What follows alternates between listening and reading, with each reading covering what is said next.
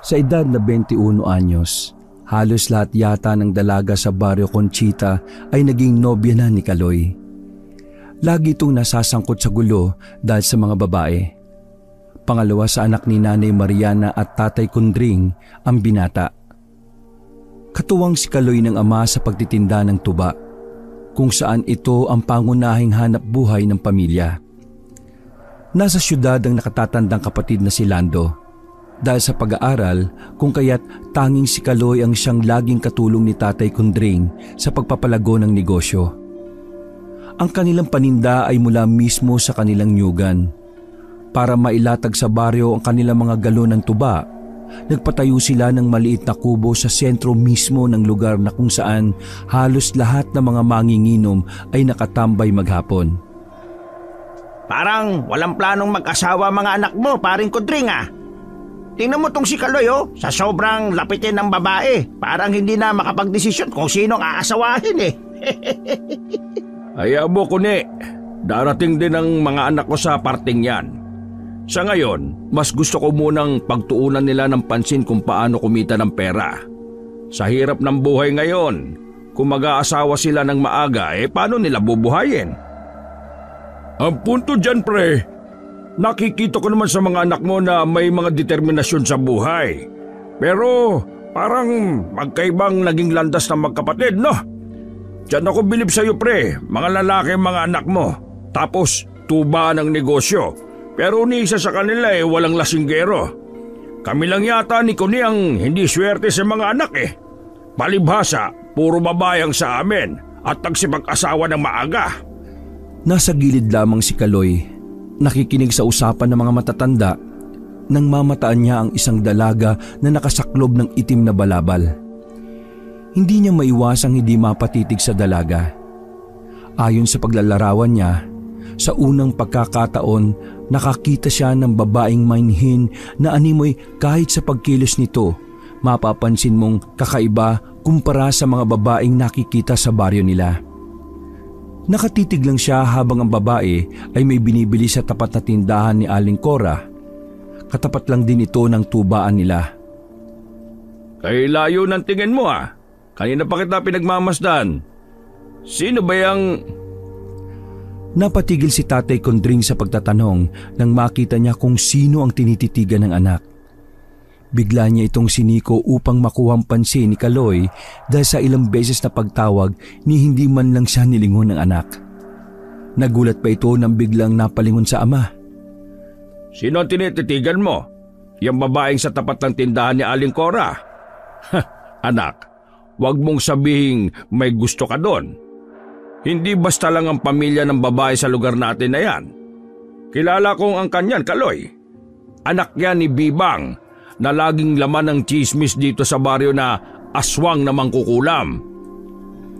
Narinig ng mga nagtatagay ang litanya ni Tatay Kundring sa anak. Maging sila ay hindi din nakapagpigil at naglatag ng kanilang nalalaman. Usap-usap ang ganon nga. Anak daw na mangkukulam ang babae na yan. Si Marisa ang pangalan niyan. Pag nagkataon paring Kundring, makakabalay ka ng isang kampo ng dilim. Napabalitaan ba naman na may lahi din silang aswang? Yun din ang pagkakaalam ko, anak. Delikado mga ganyang tao. Yung nagbabalat kayo. Saka marami namang kababaihan sa lugar natin kung sakaling gusto mo ng mag-asawa. Hayaan nyo na si Kaloy, pare. Parang hindi kayo dumaan sa pagkabinata. Chismis lang ang mga narinig natin at pawang wala namang ebidensya na sila nga ang may gawa ng pagkulam o pagkain ng mga hayop ni Nestor. Saka sa nakikita ko wala namang basehan para pag-isipan sila ng masama. Maliban sa naniniraan silang malayo sa kabahayan. Napangiti ng bagya si Kaloy nang marinig ang pahayag ni Aldo. Batid niyang nakakita siya ng tagabalanse ng sitwasyon at pag-uusap. Ganun pa man, may kakaibang emosyon ang umusbong sa kanyang puso. Animoy kahit anong masasamang balita ang binitiwan ng iba, wala itong pakialam sapagkat ayon sa kanya, sa dami ng naging babae, ngayon pa lang ito nakaramdam ng kakaiba. Habang nagtatawanan ang magkukumpare, hindi maiwasan ni Kaloy ang mapatulala. Lalo na nung sumagi sa utak niya ang napakagandang mukha ng dalaga. Sa dami ng pagpapantasya ng anak mo, pre, sa laing aswang pa ito na humaling.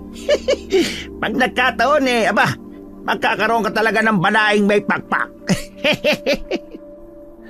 Tumigil ka na nga dyan, Kuni. Mamaya yung mga salita mo kung saan makaabot. Ikaw din, malapit ang bahay mo sa nililibak mo. Mahirap na. Kung totoo man yung sinasabi at nilalatag mo, naway walang balik. May karma ang paninira sa kapwa. Inawat sila ni Tatay Kondring dahil ayon dito, hindi nila kailangang pagtalunan ng mga bagay na pawang walang kabuluhan. Hindi pa naman nakakasiguro kung ano ba talaga ang nararamdaman ng anak niya. Lalo pat maliban sa pagtitig ni Kaloy sa dalaga, ay hindi man lang ito naglatag ng kung anong emosyon para sa dalaga. Dagdag pa ni Tatay Kondring na ayaw niyang pangunahan ng anak. Ano't ano man ang magiging pasya nito, sino ba siya para pigilan? Ngunit gagabayan ng anak upang makapagpasya ito ng tama at naaayon. Matapos ang tagpong yon, nahalata niyang umiba na nga ang kilos ng anak. Naging maaliwalas sa mukha nito at laging nakaayos lalo na pag ito ang bantay ng tubaan. May mga oras pa na bigla na lang ito matutulala at natatawa. Maging si Nanay Mariana ay nakapansin sa kilos ni Kaloy. Nako, pumapag-ibig na naman tong anak ko. Pag ganyan ngiti at aura mo, Kaloy, sigurado ko may pinopormahan ka na naman, no? Kondring, ano ang nangyayari sa tubaan na hindi ko alam, ha? Tingnan mo ang anak mo, kanina pa ako dumadaldal parang wala sa sarili. Ano, ayos ka lang ba, anak? Ay, Kaloy! Ho? May sinasabi po ba kayo, Nay? Ano po yun? Oo, nakasaing na po ako. Hinampas siya ni Nanay Mariana ng hawak nitong sandok. Ayon pa sa ina, iba ang tanong at iba naman ang sinagot ng anak. Ay, ayaw kong ganyang kaanak ka. Ilang araw na parang wala ka sa sarili. Hinayaan kita kasi baka sadyang hindi maganda kung maglatag lang ako ng konklusyon na hindi ka naoobserbahan. Kaloy, ang pag-ibig ay nasa puso, wala sa utak. Kaya ka nawawala sa ginagawa mo kasi kung sino ang laman ng pag-iisip mo. Abay, manang-mana ka sa tatay mo nung araw, nung kabataan pa namin. Oo, wag mo na isali kung ano man ang atin, Mariana. Iba naman yung diskarte ng anak mo Ang matindi kasi, sa anak pa ni Bibang siya nagkagusto. Ang usap-usapan aswang namang kukulam yon. Ay nako, panalangin ko wag naman sana, Mariana. Ay na naman si tatay. Nakakita ka na po ba ng kinakain ng aswang, tay? Di ba wala pa naman? Saka, sige na po. Ituloy mo na yung kwento nyo ni tatay. Ano po ba yung history ng pag-iibigan nyo, ha? Si tatay ayaw pa aminin, kinikilig din naman yan. Nahantong sa pagtatawanan ng kanina lang ay napakaseryosong topic. Hindi nagpaawat si Nanay Mariana sa paglatag ng kanyang karanasan noong nagdiligon pa sila ng asawa. Tanging pagtawa lang ang naging tugon ni Kaloy at sa loob niya sana mapagbigyan din ng langit ang nararamdaman niya. Sa kabilang banda, naging seryoso naman ang ama sa paghahayag patungkol sa dalagang napupusuan ni Kaloy. Magkaiba ang nanay mo, Kaloy, sa dalagang napupusuan mo ngayon. Kaya ako nagustuhan ng nanay mo kasi matapang, saka mabait. Hindi kagaya ng ibang babae ang nanay mo. Sobra siyang maprinsipyo. Makikita niyo yan ng kuya mo kung gaano katatag ang pamilya natin. Dahil yan sa nanay niyong hindi lang maganda, kundi sobrang bait pa. Ayan na naman ang bolero mong tatay. Anong oras na naman tayo makakapagpahinga nito kung itong tatay mo ang hahayaan natin magkwento? Abay, mag-ayos na ng lamesa, anak, at mag-aapunan na tayo. Maaga pa tayo bukas at Kondring. Saang banda ka nga pala mananandok ng tuba bukas? Abay, huwag kang umabot nun sa dulo, ha? Usap-usapan sa baryo natin ang gumagalang bagat. Sa madaling araw ka pa naman naakyat ng niyog, mahirap na. Nag-ayos na ng mga plato si Kaloy para makapaghapunan na sila ng mga oras na yon. Samantalang nag-uusap pa ang mga magulang patungkol sa mga puno ng niyog na pinagkukunan nila ng paninda. Araw-araw inaakyat ni Tatay Kondring ang halos 30 puno ng niyog para mailatag sa pwesto. Madalas nga bagong salok sa puno ang nailalako nila. Ayaw kasi ni Nanay Mariana ng tubang nalipasan ng araw. Ayon kasi dito, nagiging mapakla o di kaya'y maasim ang tuba kapag ito ay naimpok sa galon ng ilang araw.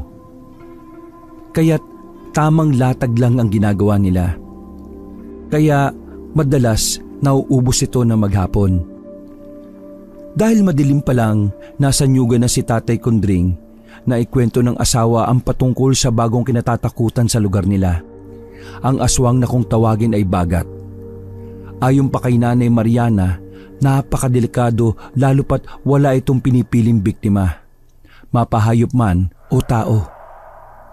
Sa kabilang banda, tulong-tulong ang mag-anak sa paghahanap buhay.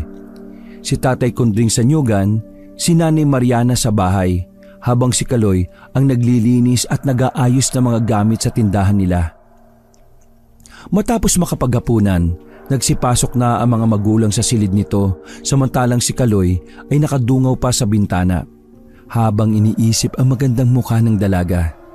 Ilang araw niya din itong hindi nakikita.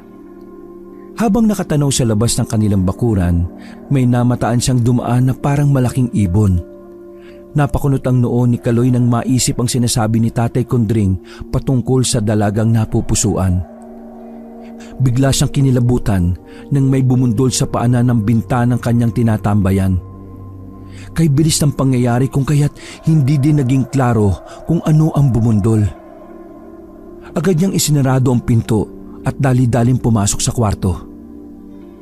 Maging ang mga bintana sa silid ay sinigurado niyang nakasarado. Sa unang pagkakataon, doon pa lamang siya kinabahan ng husto. Kinabukasan, matamlay ang naging gising ni Kaloy. Halos hindi ito nagsasalita kapag tinatanong ni Nanay Mariana. Samantalang si Tatay Kondring, madaling araw pa lang, nasa nyugan at nananandok na ng tuba. Anak, may sakit ka ba? Kanina ko pa napapansin. Parang wala ka sa wisyo. Iniisip mo pa rin ba ang dalaga na sinasabi ng tatay mo? Tsaka parang puyat ka. May nangyari ba, anak? Po? Ayos lang po ako. Napuyat? Hindi naman po ako nagpuyat, inay eh. Parang mali lang po yung gising ko. Kasi... Nag-isip ito kung ilalatag ba sa ina ang kanyang mga nakita bago matulog. Napaisip siya baka ano ang isipin ng nanay niya oras na nilatag niya ang karanasan sa hindi naman maipaliwanag kung ano ang nakita niya. Sa kabilang banda, mas pinili na lang ni Kaloy na magkwento ng ibang bagay. Masama po kasi ang napanaginipan ko eh. Napagod po ako kakatakbo dahil may hindi ko po maalala eh. Baka siguro po hindi lang talaga maganda ang bangon ko, Nay.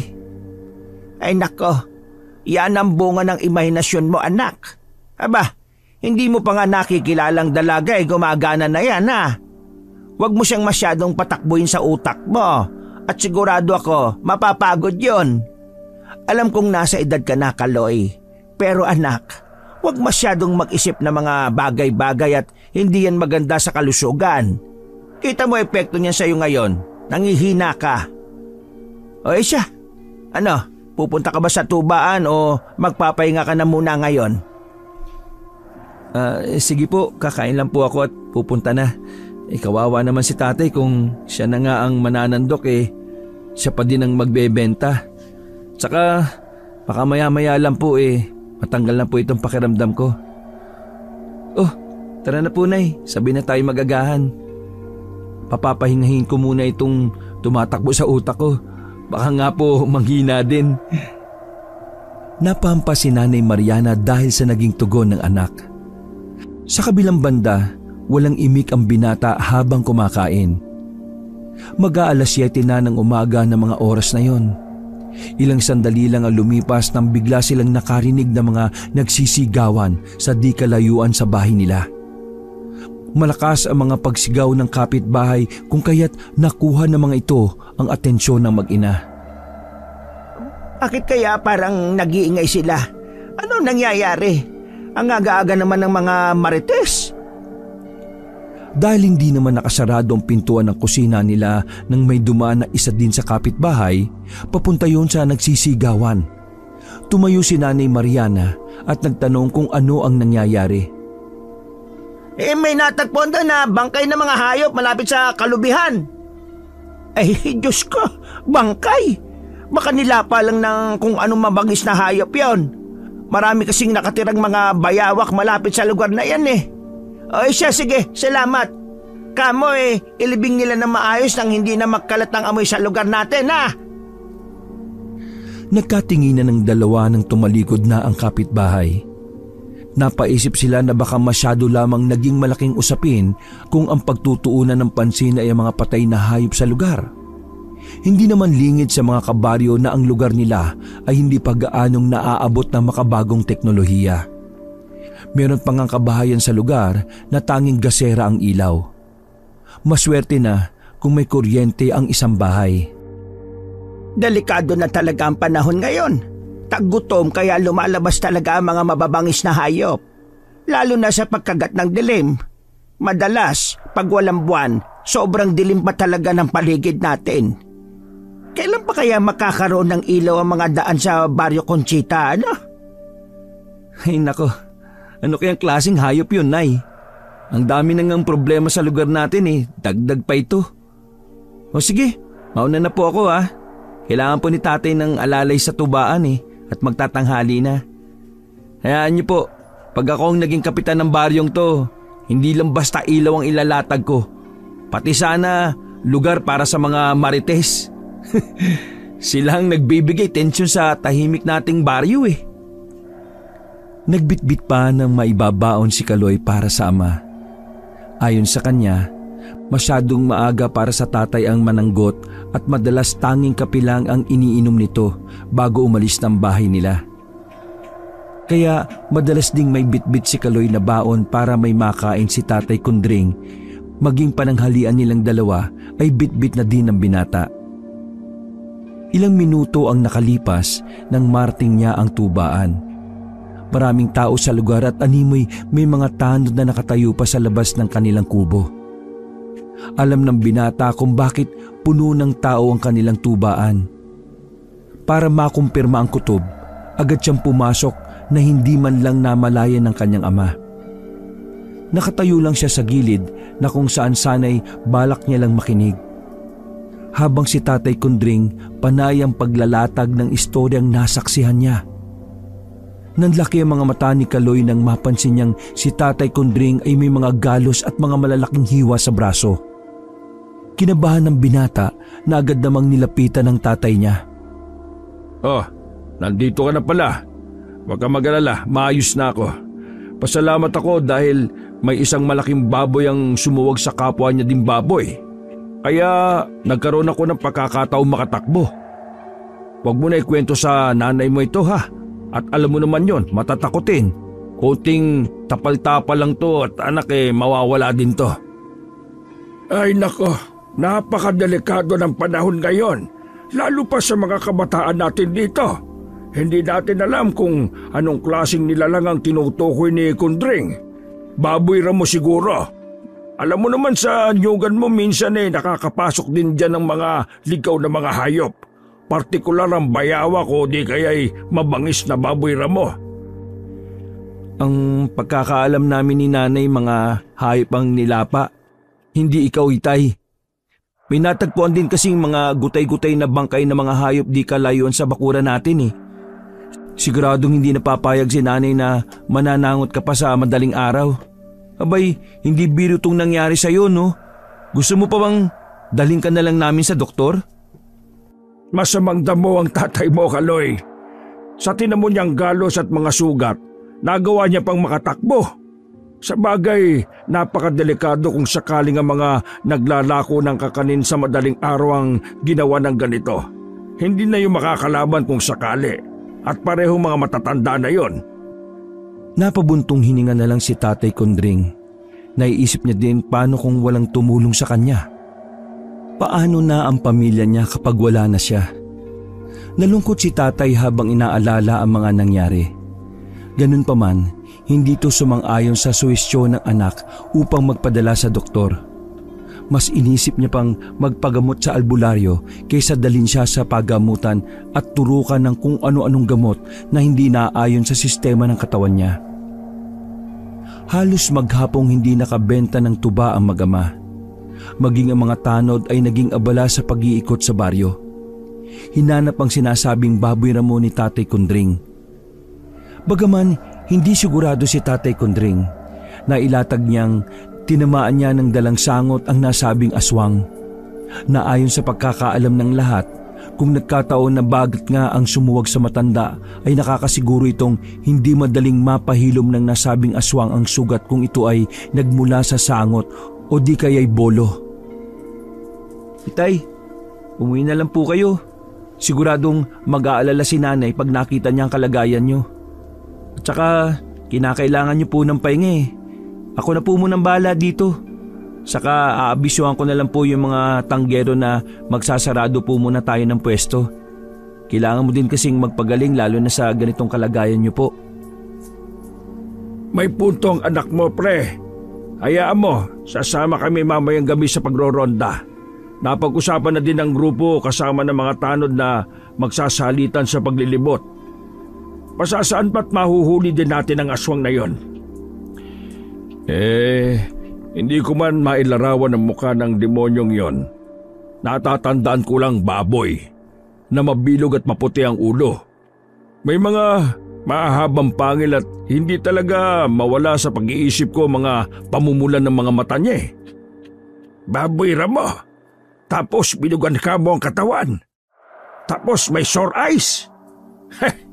Makakaasa ka pre na may babahagi ko ito sa grupo mamaya para maging alerto sila kung sakaling makakita sila ng naihiyag na description mo, pre.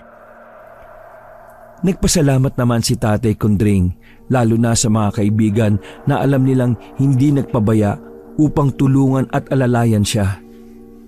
Pinatid ni Kaloy ang tatay niya sa kumpare nito dahil ayon sa binata, kailangan niya munang magligpit sa tubaan bago man lang umuwi.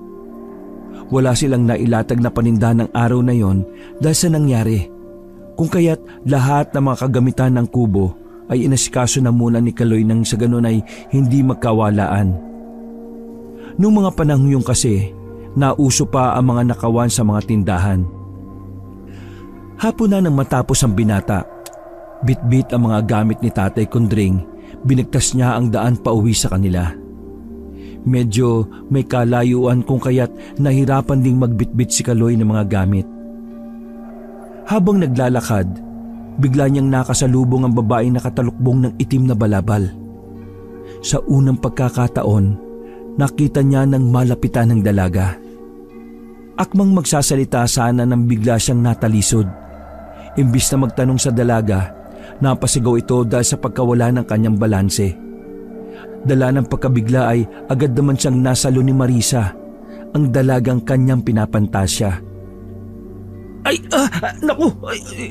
Sorry! Pasensya na, hindi ko sinasadya. Natalisod ako eh. Nasaktan ka ba?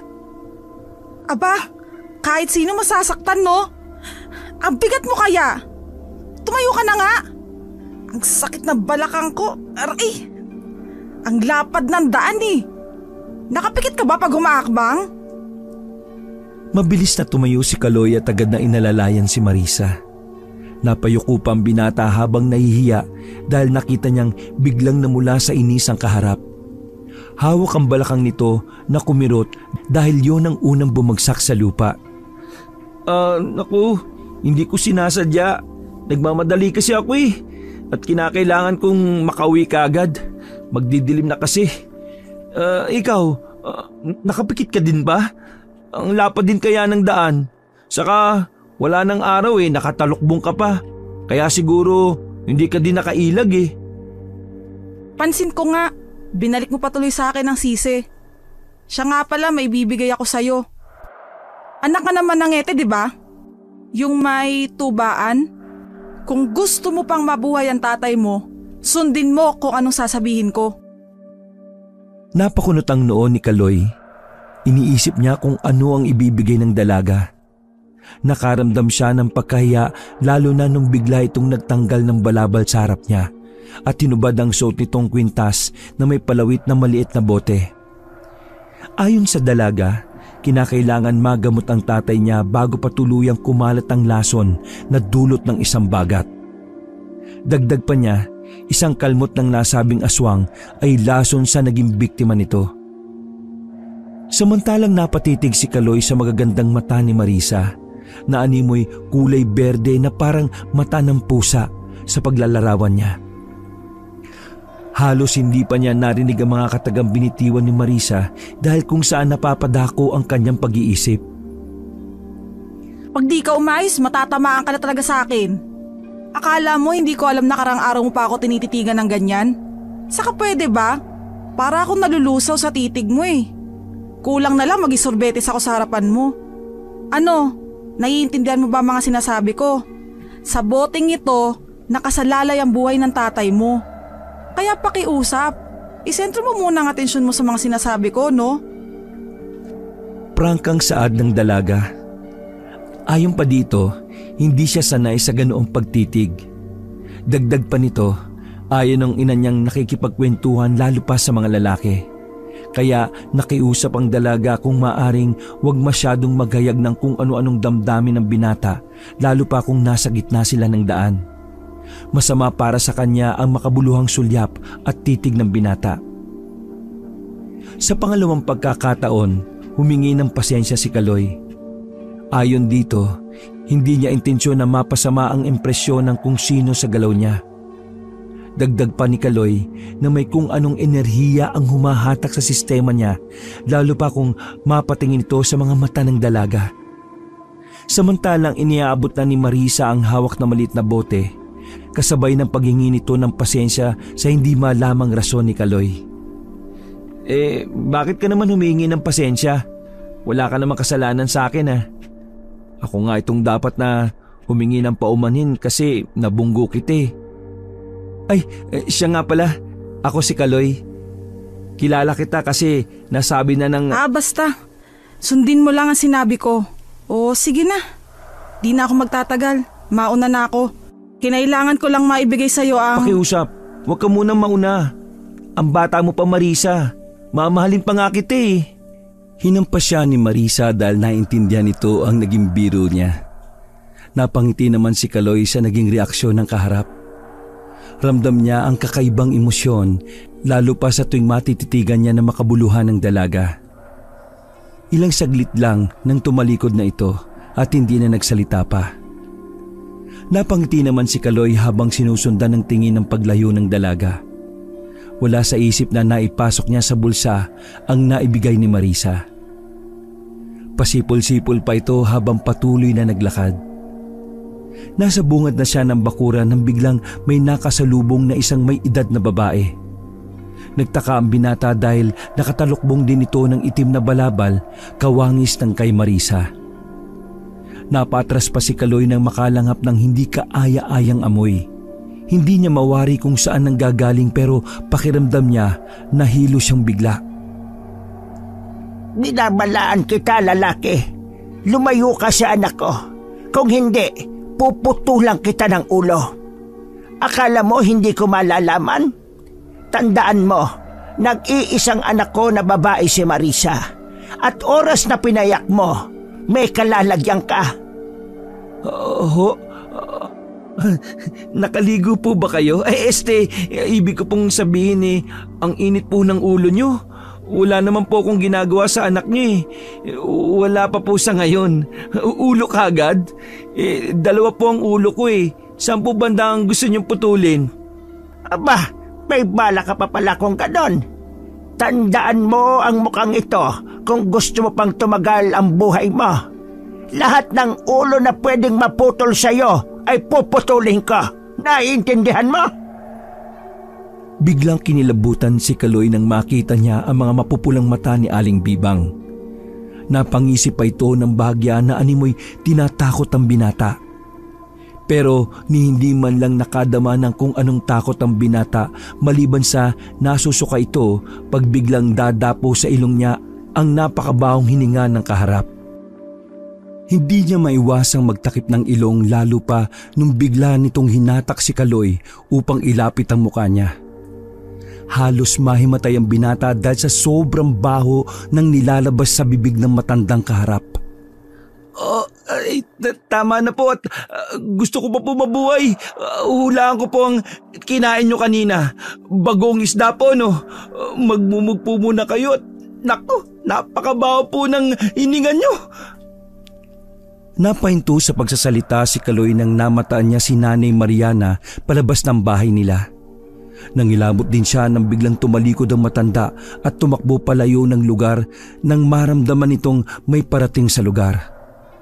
Nakahinga naman ng maluwag si Kaloy nang hindi niya na makita kung saan sumuot ang matanda. Nagtataka naman si Nanay Mariana kung bakit parang nakatayo lang ang anak at hindi gumagalaw para makapasok. Agad niya naman itong nilapitan upang alalayan sa mga dala. Inisip kasi ni Nanay Mariana na sobrang bigat ng dala ni Kaloy. Nay, wala po ba kayong napansin? Grabe ang araw na ito. Ang daming ganap. Parang hindi ko kayang ipaliwanag, Inay. Kumusta nga po pala si Tatay? Habang nagsasalita ang nanay, hindi naiwasan ni Kaloy ang amoy-amoyin nito. Dinikit pa ng binata ang mukha niya sa nanay na nagsasalita. Ayos ka lang ba? Ilayo mga anak ang mukha mo. Mamaya magkapalit tayo ng itsura magulat pa ang tatay mo. Ano ba nangyayari sa'yo? Oo, ayos na ang tatay mo. Ang kaso ayun, mataas pa rin ang lagnat. Hulaan ko po sana kung ano ang ulam yun ni tatay kanina Pera biro po. Wala po ba kayong napansing kausap ko dito kanina? Hindi po talaga gagaling si tatay ng basta kasi sabi ni Marisa, nalason daw si tatay ng bagat. Dami mong alam, anak. O naamoy mo ba? Gulay na may gata ang ulam namin kanina. Huwag kang malito, anak, at tinirhan pa kita dahil alam kong paborito mo yon. Ang tatay mo nasa silid. At oo, masama pa talaga ang pakiramdam niya dahil doon sa natamo niyang mga sugat. Halika na at padilim na, Kaloy. Laso ng bagat? Paano naman nalaman ni Marisa? Marisa? Yung anak ni Bibang? Opo, siya nga, Inay. Kailangan daw nating mapahiran ng... Dali-dali nang pumasok si Kaloy nang biglang sumagi sa utak niya ang sinabi ni Marisa. Kinapa ang bulsa kung saan niya nailagay ang maliit na boteng iniabot ng dalaga. Nagtaka naman si Nanay Mariana sa naging kilos ng binata. Pakiramdam ng ina, may kung ano itong dala na importante para kay Tatay Kondring. Pagkapasok ng bahay, nilapag lang ni Kaloy ang mga dala at dumiretso na sa silid kung saan nagpapahinga ang tatay niya. Naabutan ng binata ang amang nakatalukbong ng kumot habang nanginginig ito na animoy nakumbulsyon. Hindi yun agad nalaman ng ina dahil abala ito sa kusina. Agad na kumuha si Nanay Mariana ng plangganang may maligamgam na tubig at maliit na bimpo, pamuna sana sa asawang nilalagnat. Nay, ibinigay ito kanina sa akin ni Marisa. Makakatulong daw po ito sa lason na nasa katawan ni tatay. Pero nakalimutan ko po kung ano yung gagawin dito Ihahaplas yata sa mga parte kung saan may kalmot ng nasabing bagat. Lana, himag. Pero kakaiba ang klase. Akin na, anak. Ako alam ko kung paano yan ilagay. Ikaw talaga. Lumilipad kasi ang utak mo siguro kung saan. Sige na, ako na ang bahala dito sa tatay mo. Maglinis ka na ng sarili mo doon at parang amoy dagang ewan ang dala mo Kung paano nalaman ni Marisa ang nangyari sa ama mo, ipagpasalamat na lang natin ng malaki sa kanya kung tunay na makakapagpagaling itong Lana. Pagpasensya niyo na po. Sana tama nga si Marisa kasi parang delikadong lagay ni tatay eh. Amoy ho? Ako? Naligo naman po ako kaninang umaga. Ay sana nga, sana. Pagkakaalam ko din mabisang gamot itong ibinigay sa'yo. Lalo pa sa mga kalmot na nagmumula sa mga aswang. Kung ano man ang meron sa nag-abot sa'yo nito, abay, magpasalamat ka anak. Saka oo, mabantot ka. Ewan ko sa'yo kung saan ka nagsususuot. Gagaling ang tatay kundring mo. Maniwala lang tayo sa ngalan ng Diyos Ama. Napatango lang si Kaloy at tumayo na para makapag-ayos ng sarili. Inamoy-amoy pa nito ang damit na pawang maging siya ay napangiwi din sa pamilyar na amoy. Napadikit ito sa suot niya kung kaya't napareklamo si Nanay Mariana. Bago pumasok ng banyo si Kaloy, nakaramdam siya ng kakaiba sa hanging nalalanghap niya na nagmumula sa bintanang nakabukas. Sisili pa sana ang binata nang may biglang ng bato. Bigla siyang kinabahan dahil sa gulat at agad sinarado ang mga bintana. Maging ang pintuan na ikinandado niya. Imbis na maliligo, nagpunas lang ito at nagbihis dahil nagkaroon ng kakaibang takot.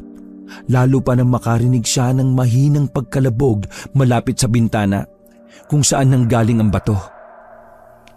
Ilang sandali ang lumipas na makabalik siya sa silid ng mga magulang. Nakaupo na si Tatay Kundring habang pinapalitan ni Nanay Mariana ng damit. Ayon kasi dito, matapos siyang ihaplas ang lana sa katawan ng asawa, agad itong nagpawis. Animoy inilabas sa pamamagitan ng pawis ang kung anumang lasong naitarak ng aswang sa katawan ni Tatay Kundring. Nakangiti naman si Kaloy habang hinahagkan sa noo ang ama. Epektibang ibinigay sa iyo na lana himag anak. Ayan bumuti na ang tatay mo. Hindi nakagaya kanina. Kung anong klaseng nilalang ang nagbigay sa iyo, abay dapat natin siyang mapasalamatan. Oo nga po galing po yun kay Marisa yung anak ni Aling Bibang. Sabi niya kasi mabisang gamot daw po yun kontra laso na mula sa aswang. Si Marisa tay, ang sinabi niyo pong anak ng mangkukulam na aswang. Huwag kang mapakampante anak ha. Baka may ibang motibong dalaga kung bakit kanya binigyan ng panglunas. Bakit kanya binigyan ng panglunas na alam naman niyang sila mismo ang may gawa? Kaya alam niya din kung ano ang lunas. Nakakasigurado kung sila ang aswang sa lugar natin. Hindi na nakapagsalita pa si Kaloy.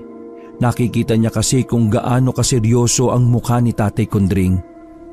Animoy galit na galit ito dahil kamuntikan na ngang mag-agaw buhay dahil sa lason. Ayon pa sa ama, kinakailangan makahanap sila ng ebidensya nang sa ganon magkaroon ng rason upang sunugin ang pinamumugaran ng mga aswang. Ngunit hindi ganon kadali ang iniisip ni Tatay Kundring, lalo pang hindi naman sila sigurado kung sino nga ba ang aswang. Puro haka-haka lang dala ng kakaibang pakiramdam. Hindi na lumabas ng silid ng mga magulang si Kaloy. Ngunit nagbitbit na lang ito ng unan at nakitabi sa mga ito. Ayon sa kanya, namimiss niya ang may katabi. Kaya nakiusap sa nanay na pumwesto na lang sa gilid nito. Kung kailan lumaki ang katawan mo anak, doon ka pa parang bata. Aba, paano ko masosolo ang nanay mo kung andito ka? Kung nandito ang kapatid mo sigurado kung tutuksoin ka na naman nun. Dahil lumalabas talaga ang pagka-matatakutin mo. Minsan lang naman ito, Kundring. Hayaan mo na. Aba, anak ko itong pinagsasabihan mo. Kahit pa may mga apo na tayo o kaya'y uugod-ugod na sila, walang masama ang tumabi sa akin. Hala, sige lang anak, tabi ka sa nanay. Palibasa atong tatay mo walang kalambing-lambing sa mga anak Hindi porket lalaki mga anak mo hindi na pwedeng tumabi. Tama si nanay tay. Namimiss ko po kayo saka kahit iisang bahay lang tayo. Pero dahil sa dami ng ginagawa natin, madalas sa hapagkainan na lang tayo nakakapag-usap Kung sana nga nandito rin si kuya. Wala na ding nagawa si Tatay Kondring kundi ang pumayag. Nangiti naman si Nanay Mariana dahil hindi niya inaasahan ang kilos ni Kaloy. Maaga silang natulog dahil sa mga pangyayaring hindi kapanipaniwala.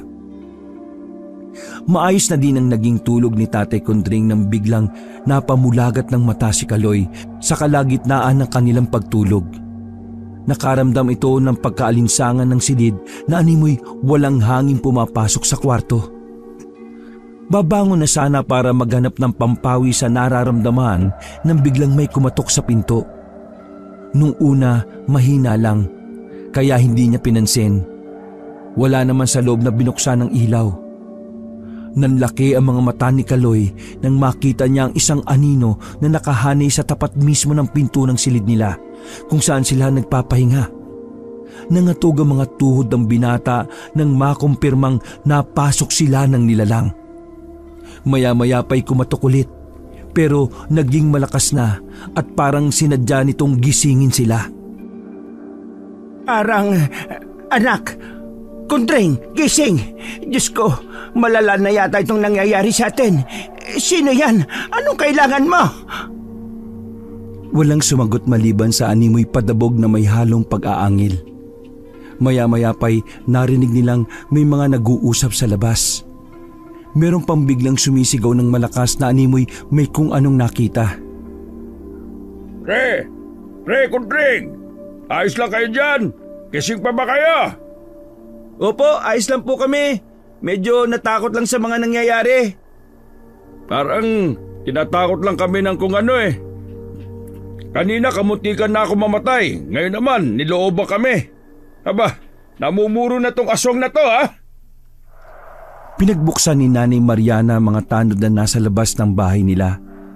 Napadaan lang naman daw ang mga ito nang marinig ang kakaibang tunog na nagmumula sa loob ng bahay ng kumpare. Pero laking pagtataka ng lahat nang wala namang naabutan maliban sa maliit na siwang malapit sa bintana kung saan laging tumatambay si Kaloy. Nag-abiso din ang mga nagro-ronda na kung may makitang hindi ka nais-nais ay agad silang tawagin. Maraming salamat po. Makakaasa po kayo. Gusto ko din sanang sumama kaso kinakailangan ng mga magulang ko ang may kasama O sige, ayos lang yan. Siya nga pala, may alam ba kayo kung bakit parang sa inyo mainit ang mga nilalang? Pansin ko lang mula kaninang umaga matapos kay Kondring ngayon naman sa bahay ninyo. Napabukas na din ang naranasan ng binata. Ayon sa kanya, hindi lang ang tatay niya kundi maging siya. Isinalaysay niya ang mga nangyari maging ang pagkasalubong nila ng ina ni Marisa. Ganun pa man, hindi niya nagawang maglatag ng kwento patungkol sa pagbanta ni Aling Bidang. Wala ka naman sinabi sa akin kanina, anak. Hindi talaga maganda ang kutob ko sa pamilya nila. Ang kinakabahala ko, baka kung sino pa ang mabiktima sa lugar natin maliban sa amin. Alamin namin kung ano ba talaga ang nangyari. Pero imposible naman na bigla lang tayo magtuturo na wala naman tayong matibay na ebidensya. Sa ngayon magsarado na muna kayo ng mga pintuan. Maganda ng pwedeng pangdepensa kung sakaling balikan kayo. Nagpasalamat si Tatay Kondring sa mga tanod at sa grupong hating gabi na hindi pa nakapagpapahinga dahil sa pag-iikot. Kinuha ni Kaloy ang mga gamit ng ama sa panananggot. Maging si Nanay Mariana ay naglabas na din ng mga bawang at asin. Ayon sa kanya, pwede yung magamit kung sakali.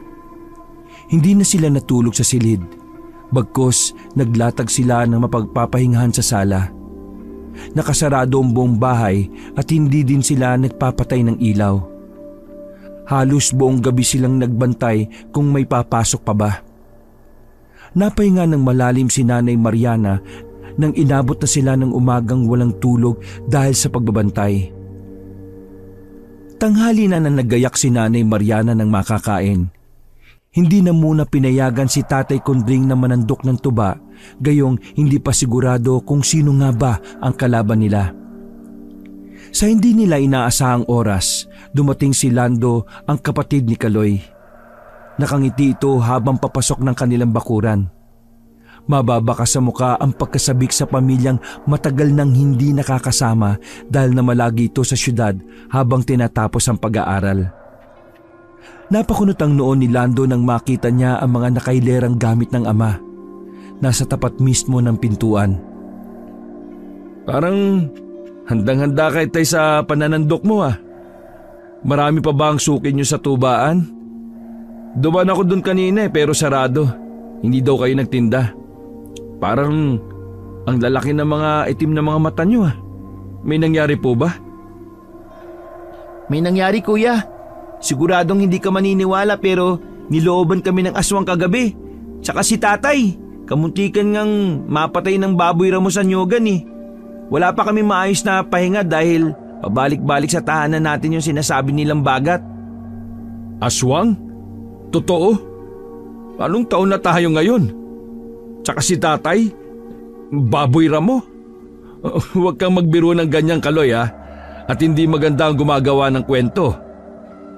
May bagat bang nanloloob ng bahay? Totoo sinasabi ng kapatid mo anak. Sa ngayon, hindi pa namin alam kung ano nga bang motibo ng mga aswang para gawang kami ng masama. Abay, parang tinatakot lang kami.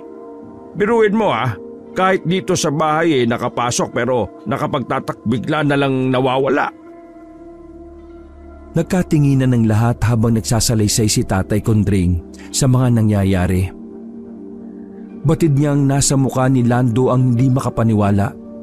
Kung kaya't matapos ang kanilang tanghalian, nagyaya itong maglibot sa nyogan. Gusto niyang makita kung totoo nga ba ang kwento. Ayon pa sa binata, baka may kinalaman na naman sa lugar kung saan nakatanim ang kanilang mga nyog. Dagdag pa niya, hindi maiwasang may magka-interes sa lugar lalo pat maganda ang naging bunga ng nasabi mga pananim.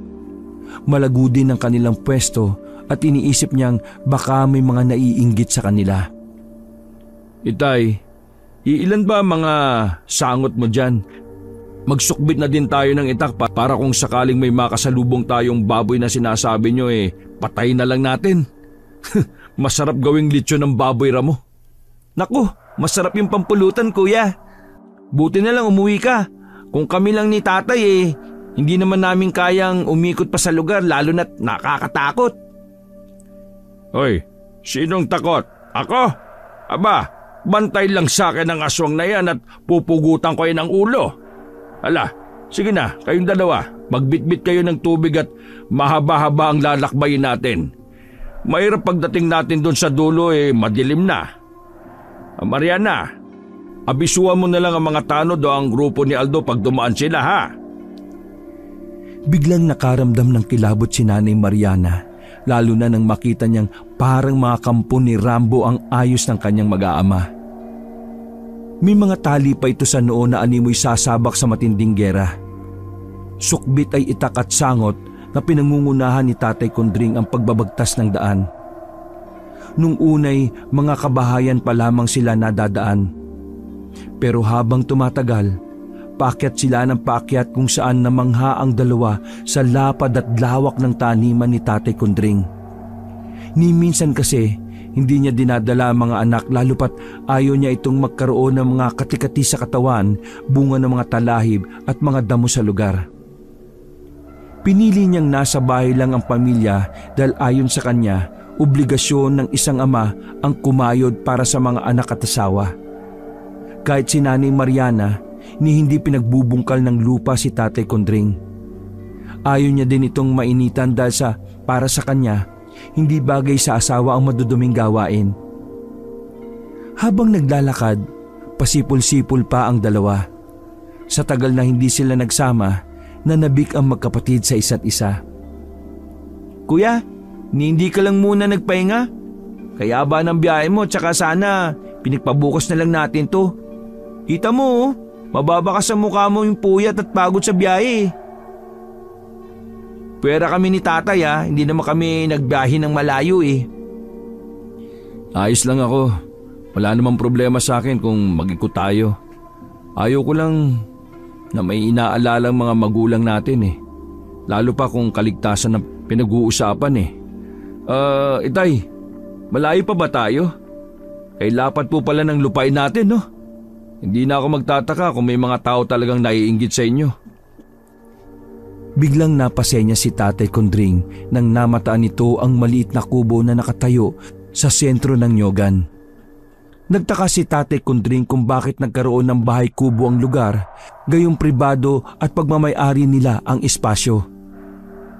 Pinili na muna nila ang magmatsyag di kalayuan sa nasabing kubo nang biglang may namataan silang isang matandang patbatin. Nakasungkod dito at animoy may iniindang karamdaman dahil sa tindig. Hindi na muna gumawa ng aksyon ng tatlo, ngunit pinili nilang pakiramdaman kung may kasama ba ang matanda. Hindi yung kilala ni Tatay Kondring, bagaman hindi niya lubos maisip na sa halos araw-araw niyang paglilibot sa lugar, doon pa lang niya nakita ang matanda. Sino naman ang mapangas na tumira dito nang hindi man lang nagpapaalam sa atin? Ang nakakainis pa niyan, hindi natin niyang kakilala. Nasa sentro pa mismo ang kubo nila. Lakas ng loob. Parang iba ang kutob ko sa matandang yan. May naisip ako. Dito lang kayong dalawa ha, at ako ang lalapit sa bahay. Mag-ingat ka po, Tay. Parang hindi mapagkakatiwala ng pagmumukha ng matandang yan eh. Napatango na lang si Tatay Kondring bago tuluyang naglakad papuntang kubo. Nakangiti ito habang nagbibigay galang sa matanda. Ni hindi ito nagpalata sa tunay na pakay sa lugar. Gusto lamang ni Tatay Kondring malaman kung paanong nagkaroon ng bahay sa lugar niya. Akmang magtatanong nang biglang napatitig sa kanyang matanda. Animoy may nais din itong ipabatid, ngunit ni hindi ito makapagsalita. Bigla lamang itong umangil. Nung una, inisip ni Tatay Kondring na baka may dinaramdam, ngunit nanlaki ang kanyang mga mata nang bigla itong nagpalit ng anyong kawangis ng baboy ramo na sumuwag sa kanya nung nagdaang araw. Nag-init ang dalawang tenga ni Tatay Kondring dahil nakaramdam ito ng galit. Naalala niya kasi kung paano siya nilapa ng aswang na nag-anyong baboy ramo. Binunot niya ang nakasumbit na sangkot sa tagiliran at biglang hinambalos ang kaharap. Nung una ay nakailag pa ito, ngunit na makita ni Lando at Kaloy ang amang nakikibaka sa isang aswang, hindi na nagdalawang isip pa ang dalawa upang tulungan din ang ama. Nagsihugot ng daladalang mga sangot at pinagtulungan nilang patayin ang matanda. Walang nagawa ang aswang kundi tinanggap ang mga pagtataga na ginawa ng tatlo. Hindi pa sila nakontento sa ginawa para siguradong hindi na mabuhay ang aswang, ipinasok nila ito sa kubo. Doon tumambad sa harap nila ang mga sari-saring buto nang hindi nila matukoy kung ito ba ay galing sa hayop o tao. Patawarin tayo ng Panginoon, mga anak. Ginawa natin ito para hindi sa sarili nating kapakanan, kundi para sa mga nakararami. Wala po tayong dapat ihingi ng tawad, Itay. Isang kampo ng dilim ang pinatay natin at sa kabilang banda, hindi ito karahasan kundi marami tayong maililigtas kung sakali. Inipon ng tatlo ang mga gamit sa loob ng kubo. Kumuha sila ng mga tuyong dahon ng nyog at itinumpok sa palibot ng kubo. Sa kanila sinunog. Buong akala nila natapos na ang kanilang kinatatakutan. Ang hindi nila alam, ito palang pala ang umpisa na matinding hamon. Madilim na nang nakauwi silang tatlo. Halos naliligo sila ng dugo mula doon sa matandang aswang na pinatay nila. Pagdating nila sa bahay, ni hindi sila naimik. Nagtataka naman si Nanay Mariana kung bakit halos naligo silang tatlo ng dugo. Naglatag naman ng pagsasalaysay si Kaloy. Hindi ligtas ang nyugan, Nay. Pinamugaran talaga ng aswang ang lugar natin. Nakaengkwentro kami pero ang hirap ipaliwanag. Sa ngayon, kailangan namin muna na magpalit. Tama lang ang ginawa natin. Ano man ang kahinatnan ng mga ginawa natin, lagi nating tatandaan para sa lahat ang naging hakbang na ginawa natin. Titingnan natin kung may manggugulo pa ba. hindi pa dapat tayo makampante. Baka may kapamilya yun na posibleng balikan tayo kaya kinailangan natin maganda. Noong gabing yon, naging tahimik ang magdamag ng pamilya nila. Buong akala nila ay tapos na. Nang kinaumagahan, nagising sila dahil sa ingay na nagmumula sa labas ng kanilang bakuran. Animoy may kung ano sa lugar nila kung bakit parang kay dami ng tao sa paligid.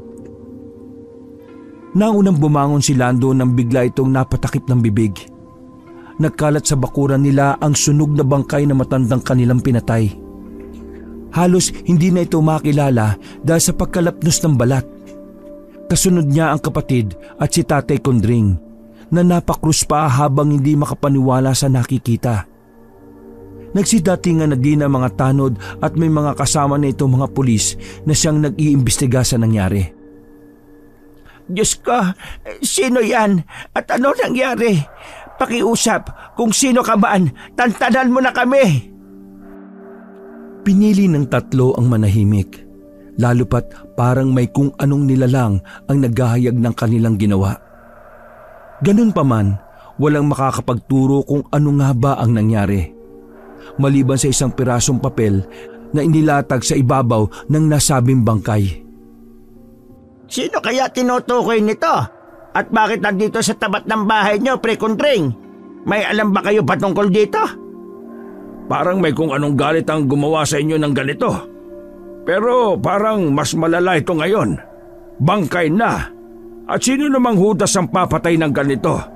Kung sino man sila, sigurado kong nandito lamang yon sa paligid. Niwalang imik ang tatlo sa likod ni Nanay Mariana. Ano man ang nagawa, alam nila sa sariling mabuti ang intensyon. Subalit dahil wala namang naniniwala kung sakaling sabihin nila na sila ang may gawa ng krimen at ilalatag ang usaping aswang, siguradong hindi lang kulong ang aabutin nila kundi pagbabayarin sila ng higit pa. Pinalinis nila ang lugar at sa kabutihang gawa, sila na din ang nagpaayos ng libing na matanda.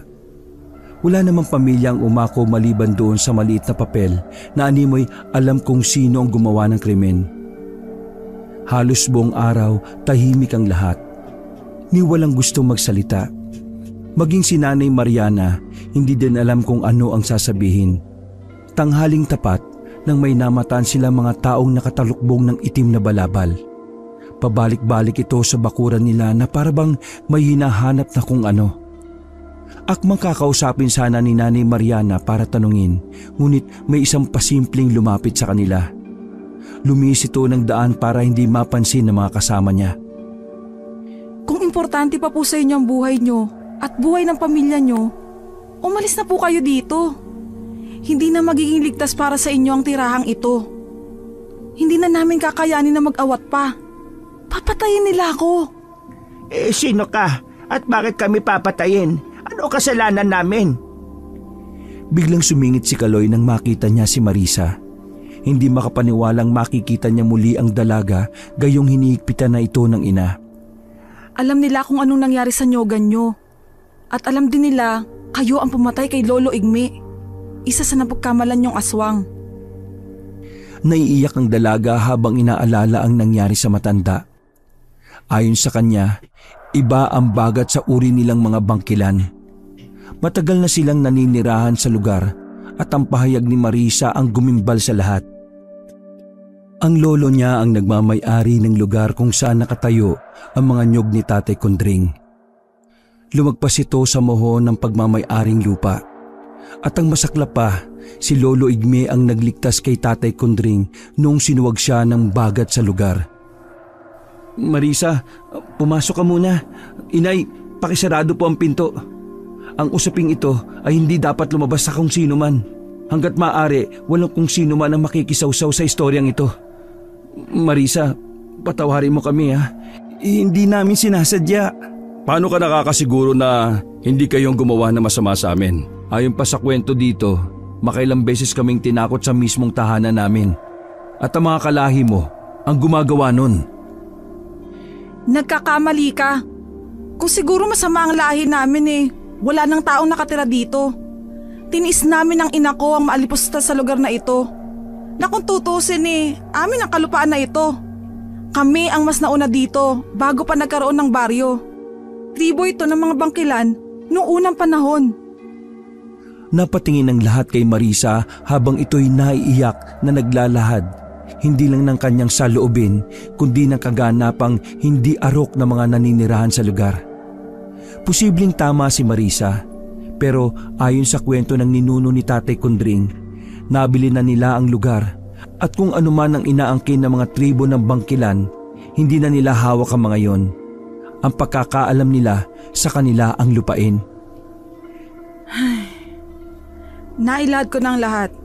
Ngayon, kung ang usaping ito'y babaliwalain nyo, nasa sa inyo na ang pagpapasya. Ilang taon kaming taga-depensa nyo. Panig kami sa kalahi nyo dahil naniniwala kami na may kabutihan sa mga puso nyo. Ngunit pinatay nyo si Lolo. Hindi ako galit sa kung ano man ang nangyari. Pero nandito ako para magbigay ng babala. Para na din sa pagiging patas, para sa lahat. Napaluha si Nanay Mariana. Hindi niya inaasahan ang lahat.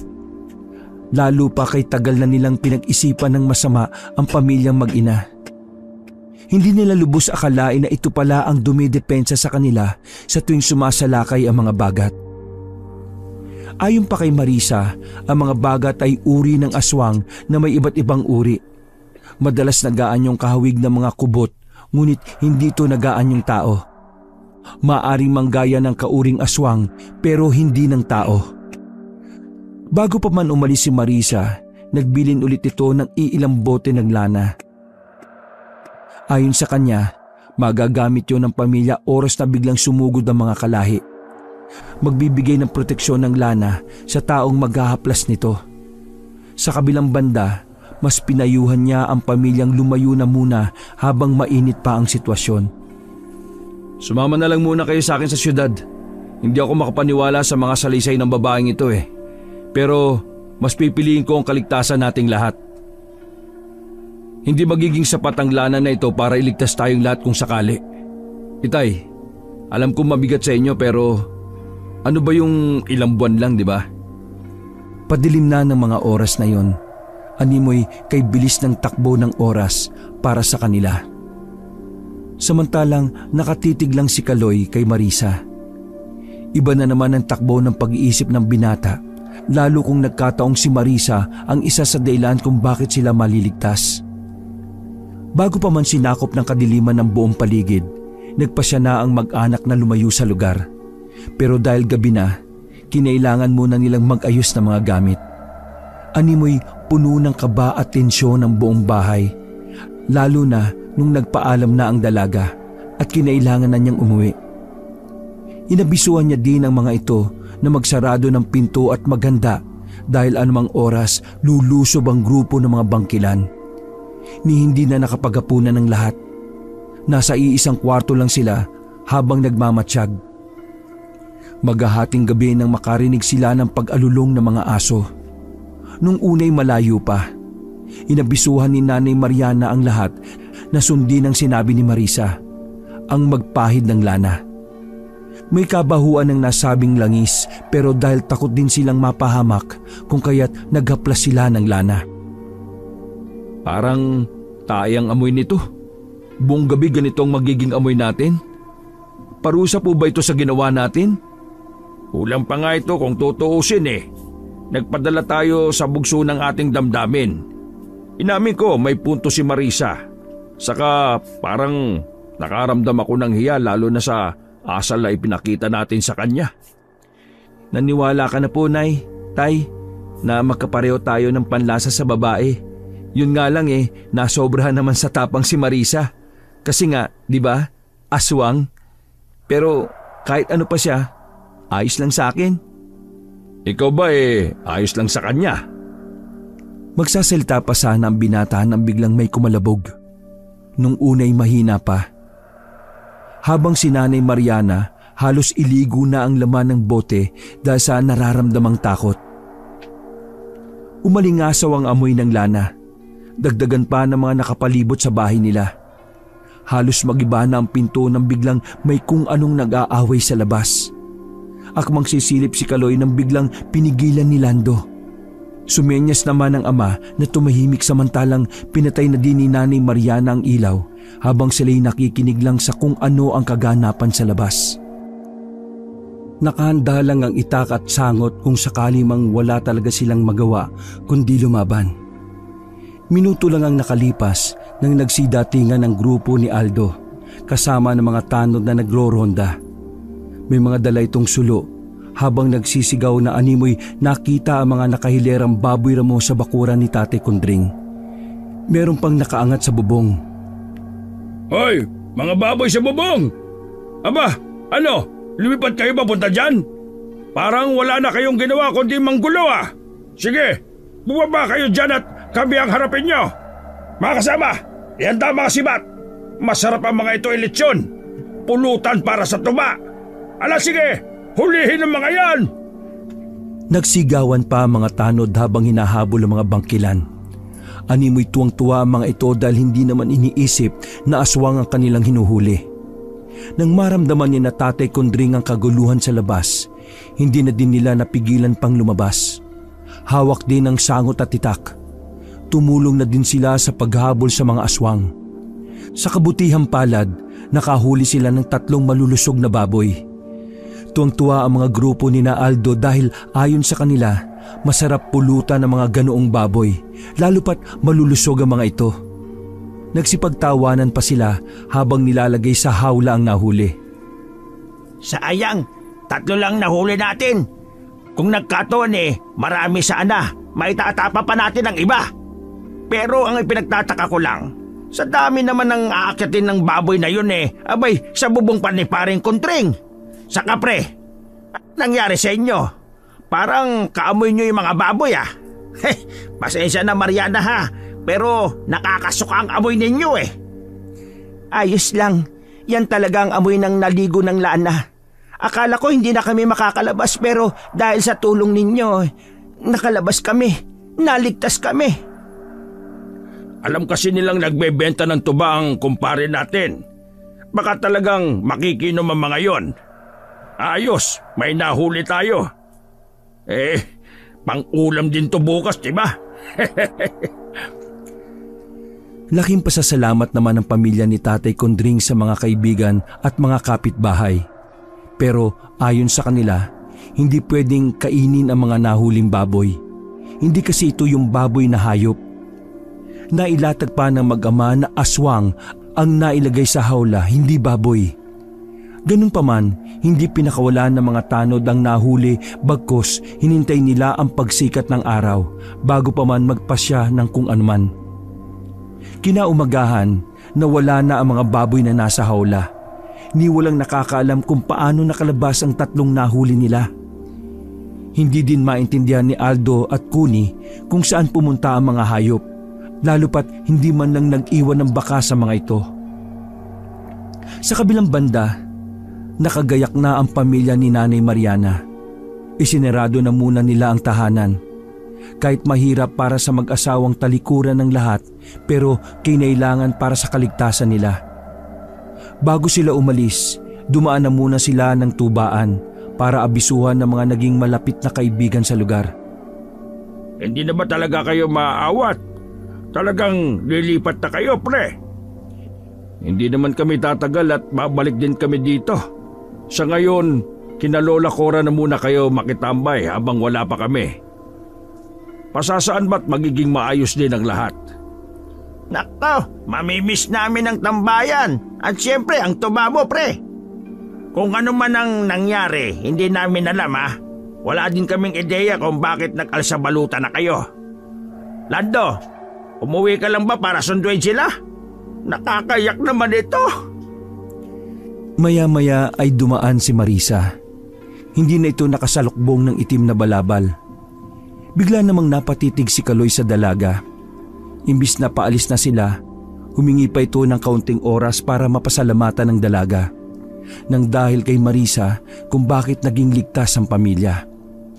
At dahil din sa dalaga kung bakit nauunawaan ni Tatay Kundring ang naging problema.